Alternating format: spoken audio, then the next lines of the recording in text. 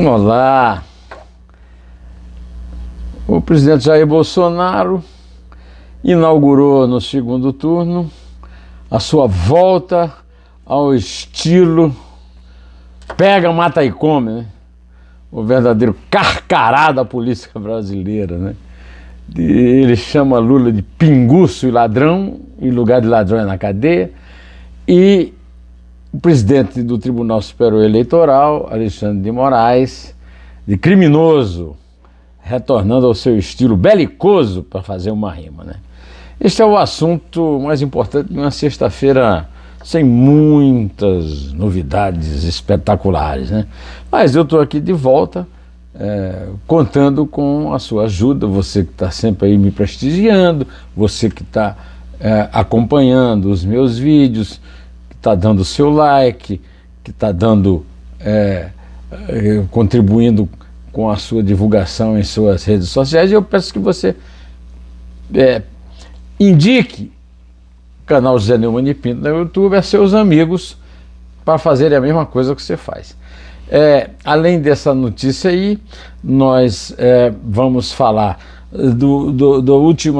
da primeira pesquisa da Datafolha para o presidente no segundo turno, na aliança que foi firmada entre Lula da Silva, candidato do PT no segundo turno, e a candidata do MDB derrotada, que chegou em terceiro lugar no primeiro, e a questão do corte de 328 milhões para universidades, colégios federais e CAPES, que o ministro da Saúde está dizendo que desistiu de fazer. Vamos ver, né?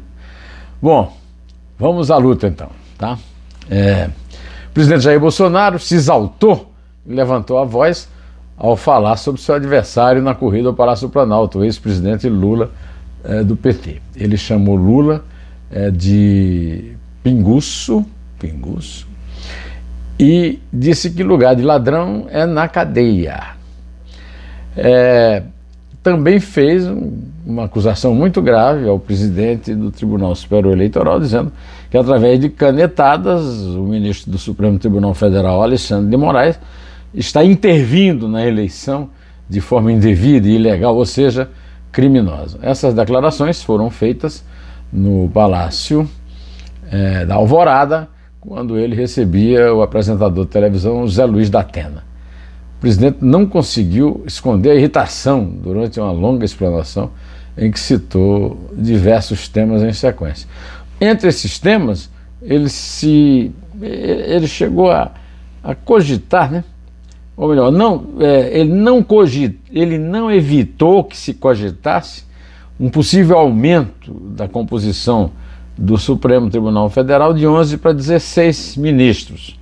Esse aumento já foi feito antes, em 1965, pelo ato institucional número 2, no primeiro ano da ditadura militar, e depois voltou para o número correto. O presidente, se ele quer mais 5 ministros para ele nomear, do nível de André Mendonça, né, e do Nunes Marques, você já viu que o Supremo, que já é ruim, vai piorar muito, né?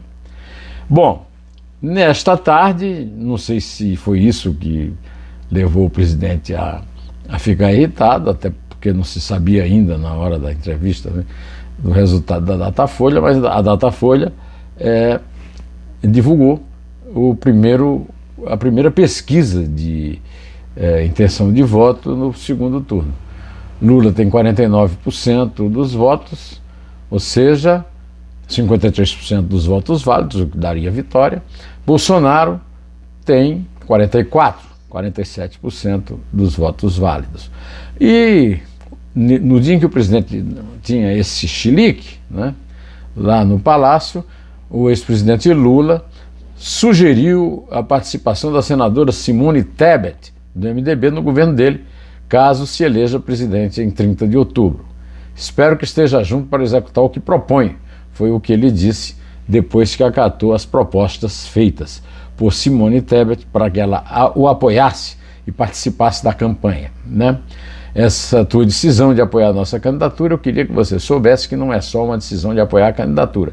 É uma decisão que eu penso que você vai levar ela ao ponto de saber que nós precisamos de você para ajudar a construir e reconstruir o Brasil, disse Lula no pronunciamento à imprensa. A Simone Tebet, que fez ontem um brilhante pronunciamento a respeito para explicar por que é que ela não ficou em cima do muro, como muitos outros, né, e como exigiam alguns colegas dela do MDB, alguns amigos dela, ela que ficou em terceiro lugar na corrida presidencial, tendo 4,16% dos votos válidos no primeiro turno, achou que tinha a obrigação de seguir aquilo que ela aprendeu com os pais. A mãe a deixou ir à rua com 14 anos para lutar pelas diretas, e o pai lhe deu um grande exemplo de um político honesto, competente e trabalhador, o senador Rames Tebet, uma figura da proa do partido dela hoje, o MDB.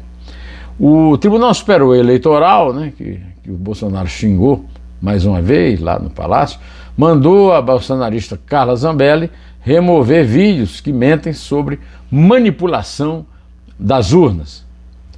E a advogada Flávia Aparecida Rodrigues Moraes, que até esta semana era vice-presidente da Comissão da Mulher Advogada da Ordem dos Advogados do Brasil, em Uberlândia, Minas, foi exonerada do cargo depois de fazer falas xenofóbicas contra o nordestino. Está na moda, né? O Bolsonaro atribuiu a vitória de Lula no Nordeste aos governos petistas dos estados nordestinos, que aumentaram, segundo ele, o analfabetismo na região. É uma manifestação preconceituosa, xenofóbica e não condiz com a realidade histórica, né? O analfabetismo é uma chaga histórica, não apenas do Nordeste, mas do Brasil.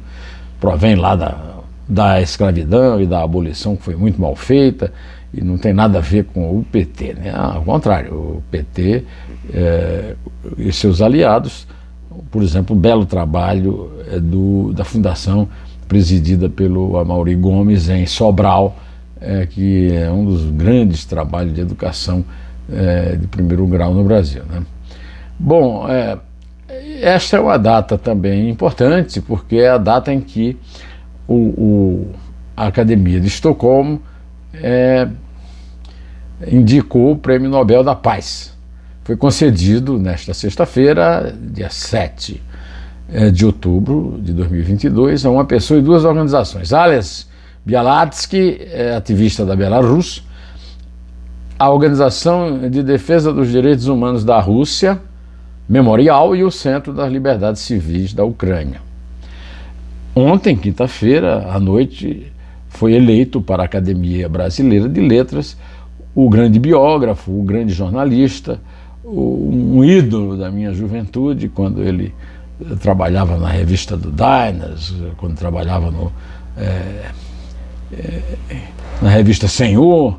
Rui Castro foi eleito para a Academia com uma votação espetacular de 32 em 35 votos válidos.